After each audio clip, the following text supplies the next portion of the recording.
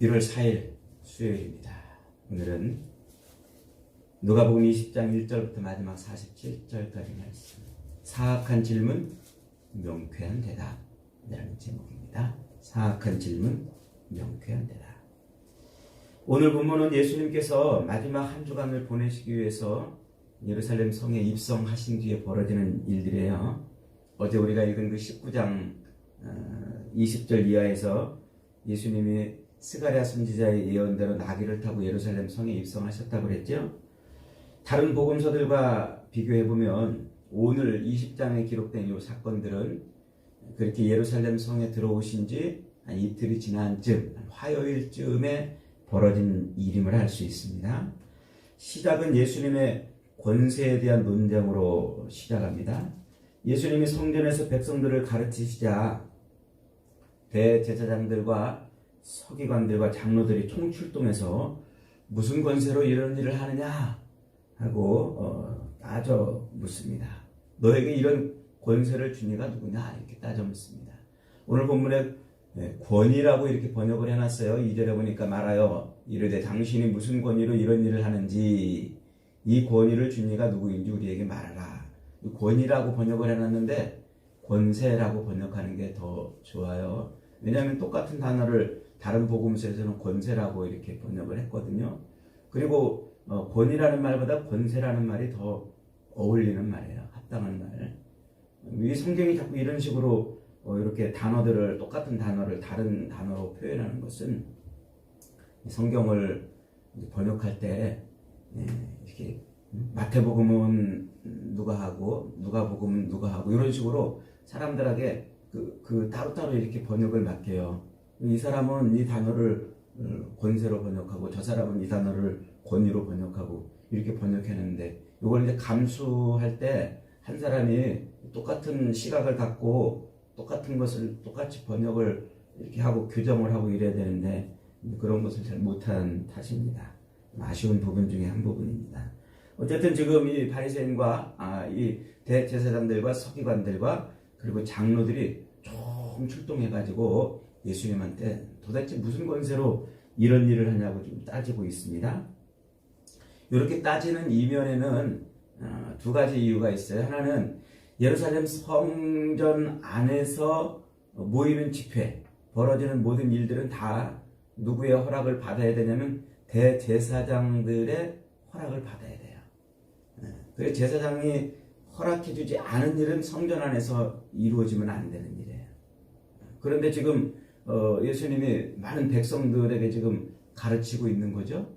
그러니까 그 가르치는 그 권세를 누구에게 받았냐는 거죠. 자기들이 그 권세를 줘야 되는데 그 권세를 자기들이 갖고 있는데 왜 네가 그것을 허락도 안 받고 함부로 하고 있느냐 이런 의미예요. 두 번째로는 이 서기관들도 이렇게 이제 출동을 지금 했습니다. 이 서기관들은 어떤 사람들이라고 그랬어요? 그냥 율법을 기록하는 기록자가 아니라 율법을 해석하고 그 해석된 것을 기록하고 그것을 가르치는 사람들이라고 그랬죠. 그러니까 율법의 아주 권위자들이고 최종 권세를 가지고 있는 사람들이에요. 그러니까 예수님이 지금 가르치는 그 가르침이 율법과 관련되어 있다는 거죠. 율법과 관련되어 있기 때문에 그 율법의 최종 권위는 자기들이 갖고 있어요. 그래서 그것을 가르치고 사람들에게 그 율법이 이렇다라고 선포하는 권세가 자기들한테 있는 거예요. 그런데 지금 예수님이 사람들에게 율법에 대해서 이러쿵저러쿵 지금 말하니까 이들이 그 권세를 누구한테 받았느냐고 지금 따지고 자기들이 준 적이 없는데 왜 와서 그러냐고 그러는 거죠. 그리고 이제 장로들이 또 한꺼번에 나왔다고 그랬어요. 요 장로들은 사내들인 공회의 공회원들을 의미해요. 이 사내들인 공회는 그렇게 서기관들에 의해서 해석이 되어진 그 율법을 가지고 재판을 하는 종교 재판국을 사내들인 공회라고 이렇게 말해요. 그래서 그들은 이 율법에 아주 능통한 랍비들이나 또 종교 지도자들을 의미하죠. 그래서 이들은 율법의 최고 권위를 가지고 해석을 한 해석을 가지고서 그걸 가지고서 백성들에게 야, 너 율법적으로 잘못됐어. 너 율법적으로 틀렸어. 이렇게 재판을 하는 재판국이에요. 그러니까 지금 대제사장들이나 서기관들 그리고 이 산헤드린 공회 사람들이 총 출동해가지고 예수님한테 지금 너 무슨 권세로 이러는 거냐? 라고 지금 묻는다는 것은 자기들이 그런 권세를 가지고 있다는 것을 주장하는과 동시에 이 종교적으로 예수님을 책잡으려고 하는 그래서 예수님으로 하여금 종교 재판을 받게 하려고 지금 그렇게 시작하는 거죠. 그러니까 이미 어저께 19장 이하에서 19장 45절 이하에서 예수님이 성전에 들어가셔서 성전 청결 사건을 벌였잖아요. 제사 동물들이 있는 상을 뒤엎고 또 한전상에 상을 뒤엎고 이러면서 소위 성전 청결 사건을 벌였단 말이죠. 그러니까 그런 일로 굉장히 자기들의 그 위상에 손상을 입은 거예요. 그래서 예수님에 대해서 지금 종교재판을 열어가지고 그들이 예수님을 처단하고 싶은 거죠. 그래서 만약에 이 예수님께서 내가 이렇게 하는 일은 하나님께서 하나님께서 나한테 권세를 주셨기 때문에 그렇다 이렇게 말하면 신성모독죄가 되는 거예요. 하나님이 내게 주신 권세로 그런다 이러면 그 자체가 신성모독이라는 율법적 자기들이 해석하고 있는 자기들이 갖고 있는 율법적 기준에 보면 신성모독이 되는 거예요. 두 번째로 그냥 야 이거는 누구로부터 받은 것이 아니라 이것은 내 권위로 그러는 거다 이러면 자기들이 준 적이 없기 때문에 성전 안에서 그런 일을 한다는 것은 불법이에요. 불법이기 때문에 자기들이 얼마든지 예수님을 책잡을 수가 있는 것이죠. 그런 아주 알쏭달쏭한 이렇게도 답을 못하고 저렇게도 답을 못하고 아니 이렇게 답해도 죄가 되고 저렇게 답해도 죄가 되는 그 질문을 가지고서 예수님을 지금 책잡으려고 그러는 거예요. 그러자 예수님이 그 질문에 직접 대답하지 아니하시고 대신 이렇게 물어요. 5절에 보니까 그들이 4절에 보니까 요한의 세례는 도대체 어디서 왔느냐 이렇게 물어요. 예수님이 그들한테 요한의 세례를. 왜냐하면 이 종교 지도자들이 요한의 세례를 인정하지 않았었거든요. 그러니까 오히려 그들한테 알쏭달쏭한 질문을 되던지는 거예요. 5절에 보니까 그들이 서로 의논하여 이르되 만일 하늘로부터라 하면 어찌하여 그를 믿지 아니하였냐 할 것이요 만일 사람으로부터 하면 백성이 요한을 선지자로 인정하니까 그들이 다 우리를 돌로 칠 것이라 이렇게 생각을 하게 만드는 거예요. 그래서 그들은 대답을 못해요. 7절에 대답하되 어디로부터인지 알지 못하노라. 그러자 예수님께서 그들에게 이제 9절부터 18절까지 악한 포도원 농부의 비유를 말씀해 주고 있습니다. 이 포도원 주인이 오랫동안 타국에 나가야 해서 농부들한테 월세를 받고 포도원을 맡겼어요. 그러니까 주인이 오랫동안 돌아오지 않자 이 농부들은 욕심이 생긴 거죠. 그래서 포도원 주인에게 월세를 내지 않고 자기들 걸로 착복하려고 그런 마음을 꾸몄어요. 그래서 월세를 받으러 오는 종들을 차례차례로 죽인 겁니다. 그 포도원 주인이 저놈들이 아주 악하구나 해서 내 아들을 보내면은 내 아들에게는 월세를 주겠지. 그리고 아들을 보냈더니 이 농부들이 어떻게 했다고요? 그 아들마저 죽였다. 이렇게 말하고 있습니다. 그러자 이 대제사장들과 서기관들은 이 비유를 듣자마자 그게 자기들한테 하는 비유인 것을 금방 알아차렸어요. 이들이 머리가 좋아서 알아차린 게 아니고 이 말씀은 저 이사야 5장에 나와 있는 이 포도원에 대한 하나님의 책망의 말씀을 예수님이 지금 비유로 말씀하신 것이죠. 이사야 5장에 가면은 하나님께서 이스라엘 백성들을 뭐라고 표현하냐면 내 포도원이라고 이렇게 표현해요. 너희가 최극상품 포도를 맺도록 하기 위해서 너희를 내가 일궜더니 너희가 들포도를 맺었구나 이러면서 이스라엘을 책망하는 거예요.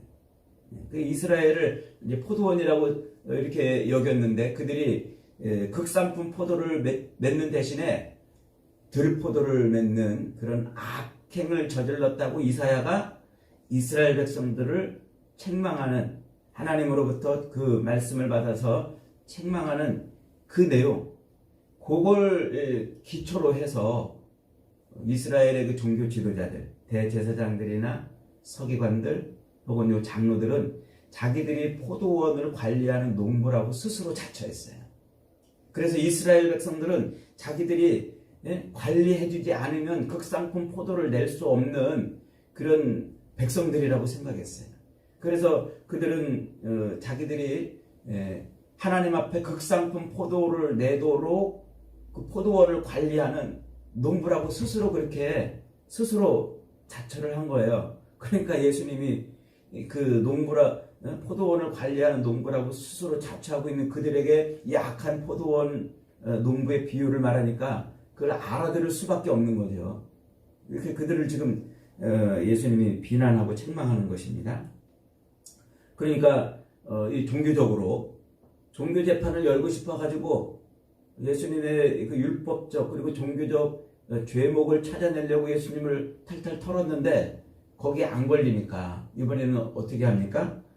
이번에는 예수님을 로마 당국에 고발하려고, 그래서 세금 논쟁을 벌여요. 그래가지고 이 헤롯 땅, 마태복음에 보면은 헤롯 당원을 데리고 와가지고 질문을 하게 합니다. 우리가 가이사한테 세금을 바치는 것이 옳겠습니까? 옳지 않겠습니까? 이렇게 질문을 하게 해요. 이 헤롯 당원들은 이 헤롯 안티파스를 추종하고 그리고 로마에 빌붙어 가지고 로마의 권력에 편승해서 권세를 부리며 사는 사람들이에요. 그러니까 이스라엘 백성들의 고혈을 빨아내고 로마의 권력에 기대 가지고 자기 욕망과 탐욕을 채우고 있는 사람들을 헤롯 당원이라 이렇게 불러요. 요 사두개인들도 바리새인들과 서로 대척점에 있는 요 사두개인들, 종교 지도자들이죠. 이들도 역시 헤롯 당에 속해 있어요. 그래서 그들을 이제 불러다가 로마의 법으로 이렇게 올가매려고 질문을 하게 합니다. 우리가 가이사에게 세를 바치는 것이 옳습니까? 옳지 않습니까? 로마의 세금을 바치는 것이 옳으냐? 옳지 않냐? 이렇게 물어보는 것이죠. 사실은 이게 아주 무서운 함정이 역시 들어있는 그런 질문입니다. 만약에 예수님이 로마의 세금을 바쳐라, 당연히 바쳐야 되는 것 아니냐 이렇게 말한다면 이스라엘의 그 민족주의자들, 독립투사들, 이 열심당원들한테 미움을 받게 돼 있어요.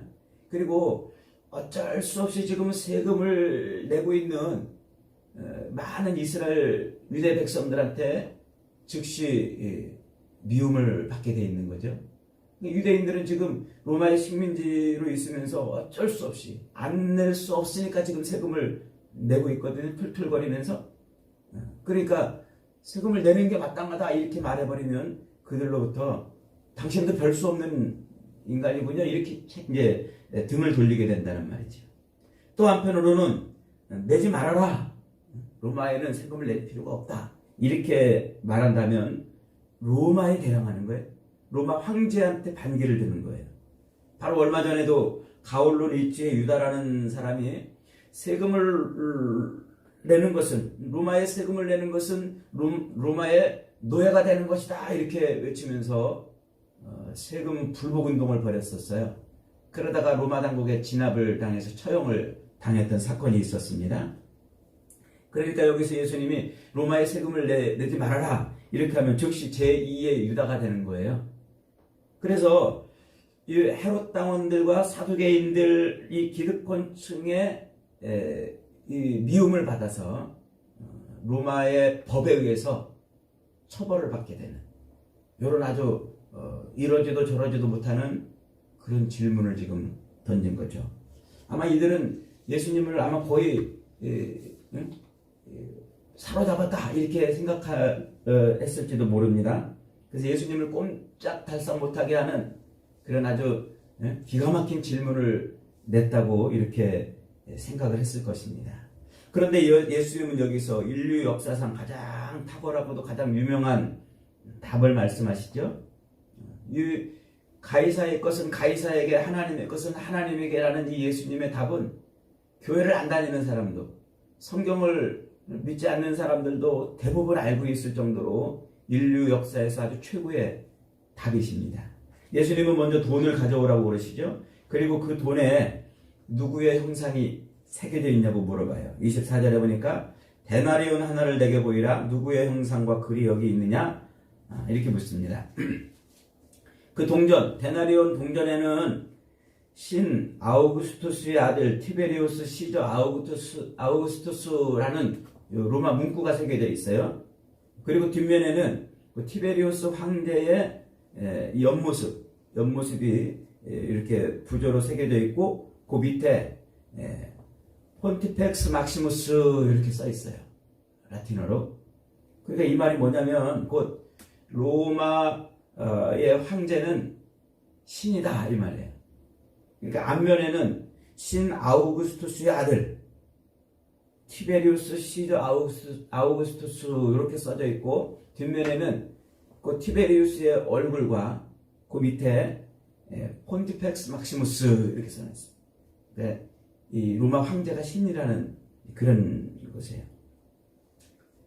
그래서 세상의 힘, 세상의 절대 권력을 갖고 있는 사람은 황제이고, 그 황제가 세상을 신처럼 통치하는 자다. 이게 이 동전에 새겨진 의미예요.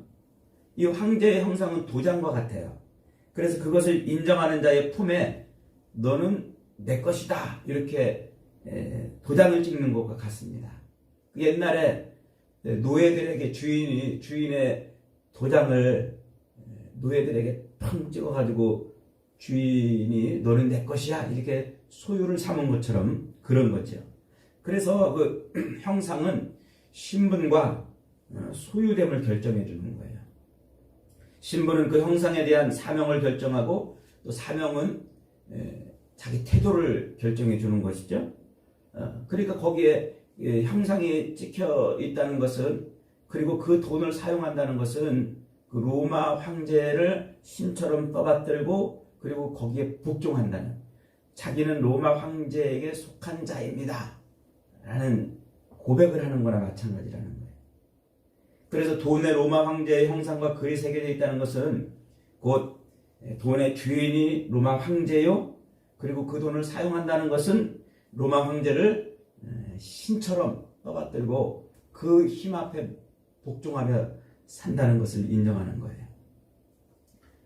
그래서 지금 이게 로마 동전을 사용한다는 것은 곧 로마인으로 산다는 것이고, 로마 황제의 부속물, 로마 황제를 섬기며 산다는 것을 인정하며 사는 그런 것을 말하는 거죠. 원래 유대인들은 성전 안에서 황제 가이사의 얼굴이 새겨져 있는 돈은 쓰지 않았어요. 그래서 갈릴리 저 두로 지방에서 쓰던 두로 동전을 사용했습니다. 아무것도 쓰여져 있지 않은.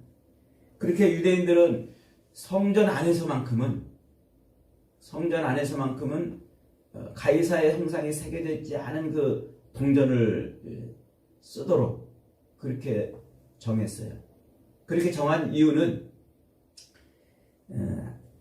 자기들은 로마 황제에게 속한 자가 아니고, 로마 황제의 부속물이 아니고 하나님께 속한 하나님의 백성이다 하는 것을 드러내려고 그러는 거예요. 구별된 존재라는 거죠.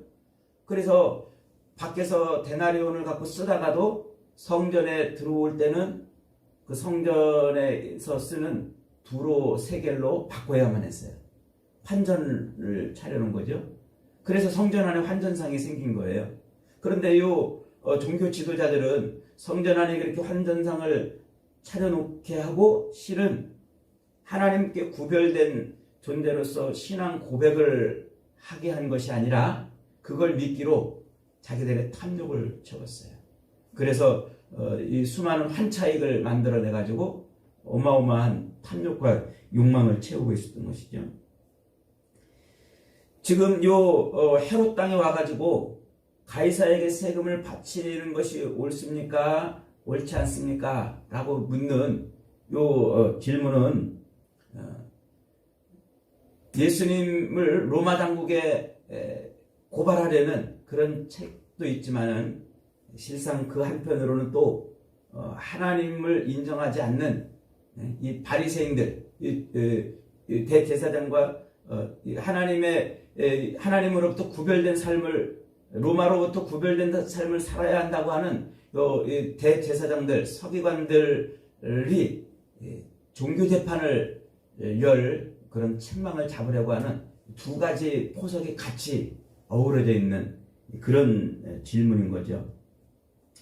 그러니까 가이사에게 세금을 바치든 혹은 바치지 않든 이 문제는 어떻게든지 예수님이 모두가 다 책망을 받기에, 책별 잡히기에 빠져나갈 수 없는 그런 질문을 던진 것입니다. 그런데 예수님이 지금 이들에게 뭐라고 말씀하고 있습니까? 그 동전을 보더니 가이사의 것은 가이사에게, 하나님의 것은 하나님에게 드리라, 이렇게 지금 말하고 있어요. 이것은 크게 첫 번째로는 지금 이 헤롯 당원과 그리고 요 대제사장 무리들을 동시에 지금 책망하는 거예요. 헤롯 당원들은 로마로부터 로마에게 세금을 내기 위해서 세리들을 두고서 열심히 백성들을 빨아가지고 세금을 걷었어요. 그들이 이제 세리들이죠. 그런데 그렇게 세리들이 걷어낸 세금을 일부는 세리들이 착복하고, 또 그렇게 해서 상납된 그 세금을 헤롯 당원들이 또 착복을 한 거예요. 그리고 나머지를 적절한 선에서 로마 당국에 세금으로 이제 상납을 한 거죠. 그러니까 이 헤롯 당원들은 실상 자기들은 정당하게 세금을 거두고 정당하게 세금을 로마에 내도록 하는 그런 일을 하지 않고, 그 세금을 거두는 그 일을 핑계 삼아 여지껏 자기 탐욕과 욕망을 채운 거예요. 그러니까 가이사의 것을 가이사에게 다 드리지 않았던 거죠. 그러면서 백성들한테는 가이사의 것을 가이사에게 드려야 한다고, 그래야 한다고 막 그들을 짜냈던 거예요.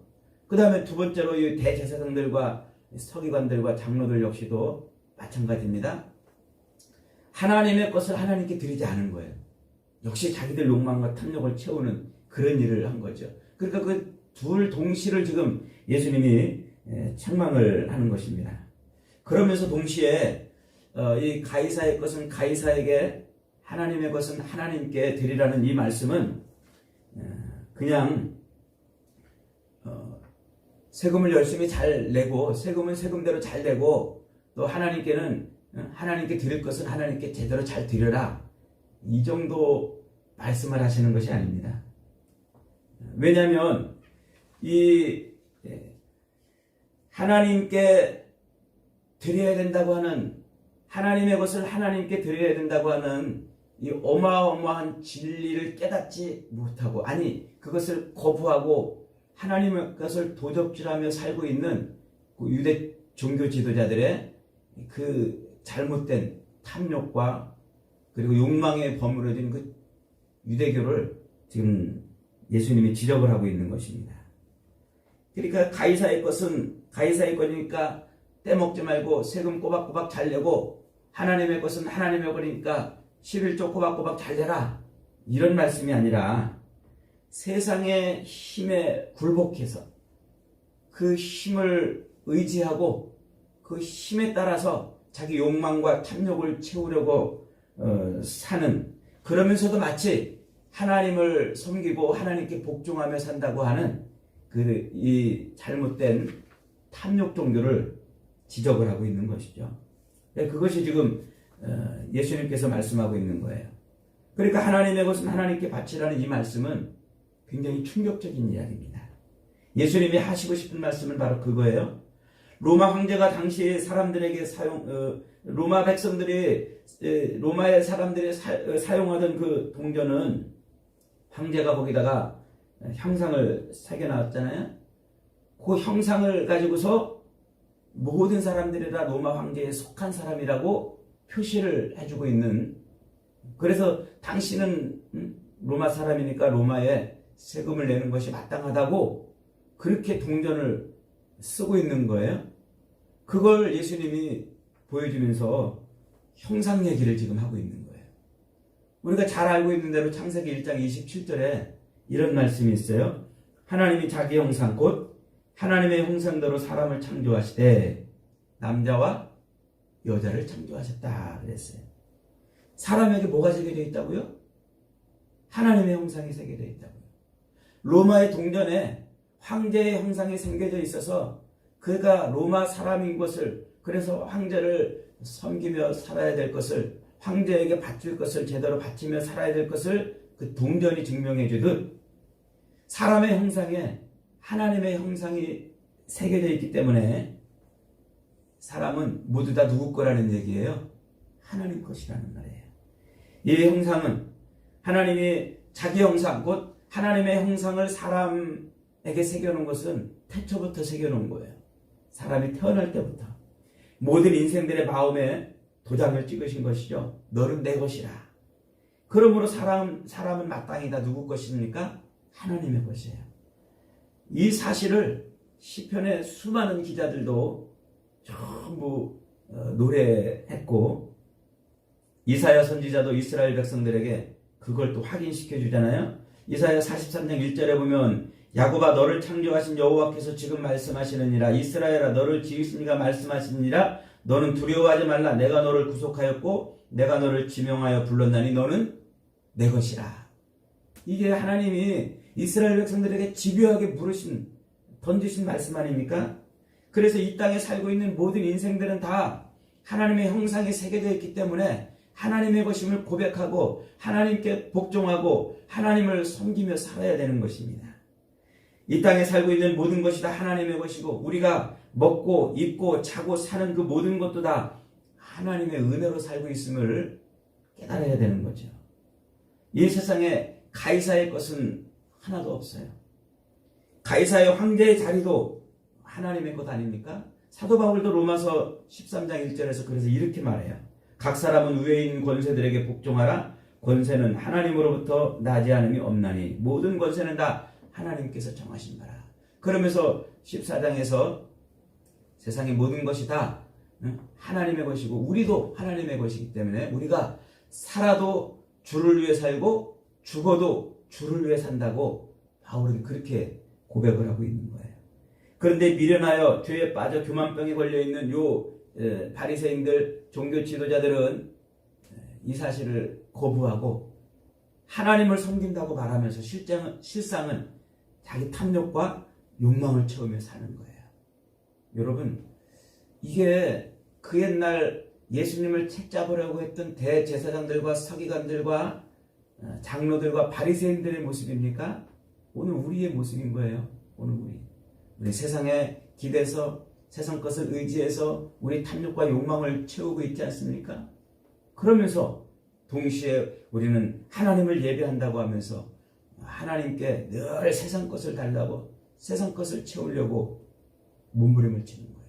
마치 이방인들이 자기 신 앞에 나가서 비나이다 늘 자기 욕망을 채우려고 그렇게 빌어대는 것처럼 하나님을 섬긴다고 말하면서 자기가 하나님의 것이고 하나님의 소유됨을 인정하며 살아야 됨에도 불구하고 거꾸로 자기 욕망을 채워달라고 자기 신 앞에 나가서 비는 것처럼 그렇게 사는 그 종교적 그 이율배반적인 태도를 지금 예수님이 책망을 하고 있는 거죠.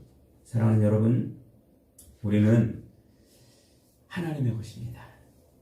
하나님의 형상이 새겨져 있어요. 세상에 하나님의 형상이 새겨져 있지 않은 사람이 어디 있습니까? 그렇기 때문에 우리는 모두가 다 하나님의 소유됨을 인정하고 마땅히 하나님께 경배와 찬양을 드려야 되고 하나님의 은혜로 살고 있음을 고백해야 돼요. 늘 우리는 이 땅을 살면서 내 것이 아닌 하나님의 것임을 고백하고 하나님께 내 모든 것을 기꺼이 드려야 됩니다. 그것이 우리 인생의 마땅한 삶입니다. 저와 여러분은 그 옛날 유대의 종교 지도자들처럼 하나님의 것을 탈취하여 사는 것이 아니라 하나님의 하나님 되심을 인정하고 내 모든 삶의 소유권이 하나님께 있음을 깨달아 삶의 모든 것을 주님께 이양해 드리며 사는 저와 여러분이 되시기를 주님의 이름으로 축복합니다. 아멘.